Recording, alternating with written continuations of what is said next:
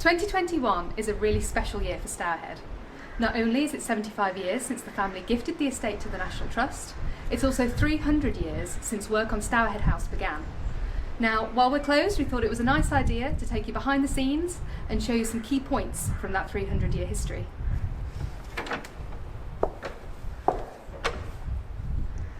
We begin in the core of the original Palladian mansion, here in the entrance hall, where we can introduce two of the notable figures from Stourhead's story. The first behind me is Henry Hoare II, nicknamed Henry the Magnificent, who took over from his father in 1725 to complete Stourhead House. He also began collecting the paintings, sculptures and objets d'art which form the nucleus of the present-day collection. Henry the Magnificent then left the estate to his grandson, Sir Richard Colt Hoare, in 1783, who expanded the mansion by adding 2 wings and commissioning Chippendale the Younger to furnish the house in the 1790s. Still in the core of the Palladian mansion, we come to the cabinet room, named so because it houses the Pope's cabinet, which was Henry the Magnificent's monumental acquisition from Rome when he went on his grand tour.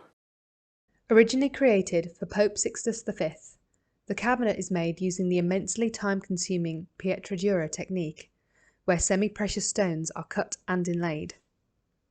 Many people ask about its use and why it's called a cabinet. Behind its intricate facade, there are 150 drawers made of plain pine, some interlocking and hidden, which would have contained gems, cameos, medals, and other precious objects. In this sense, it's a cabinet of curiosities, and would have been the show-stopping focal point when members of the family conducted tours of the mansion.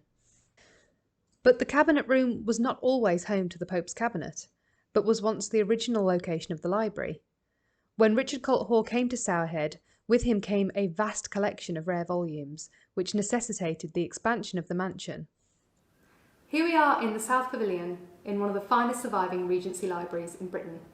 As part of the 6,500 volumes here are copies of Vitruvius Britannicus by Colin Campbell, who published these works to celebrate the Palladian architecture revival in Britain.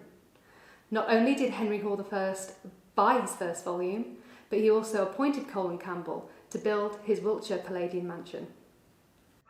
A quirk of Stourhead is that the portico, shown here and designed by Campbell in 1721, was not built until over a century later, in 1841, by Henry Hugh Hoare, the 3rd Baronet, who wanted to see Campbell's original vision through to completion.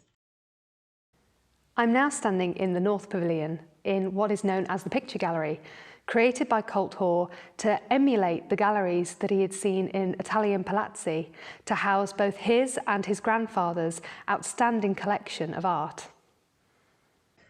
Unfortunately, many paintings were sold, but the 3 largest paintings still hang where Colt Hoare placed them.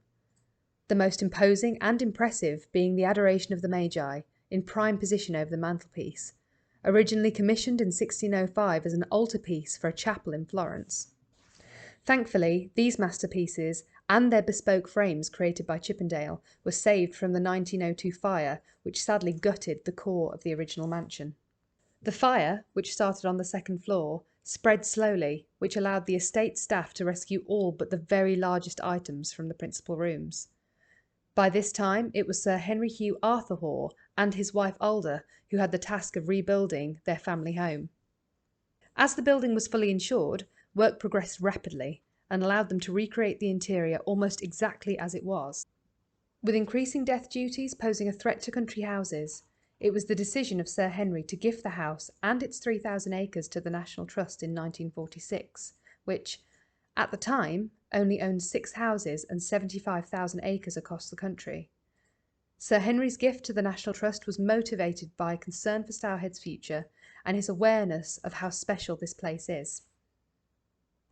It's with your support that we can continue caring for Stourhead in line with his vision and be able to share this outstanding house and its landscape with the public. Thank you.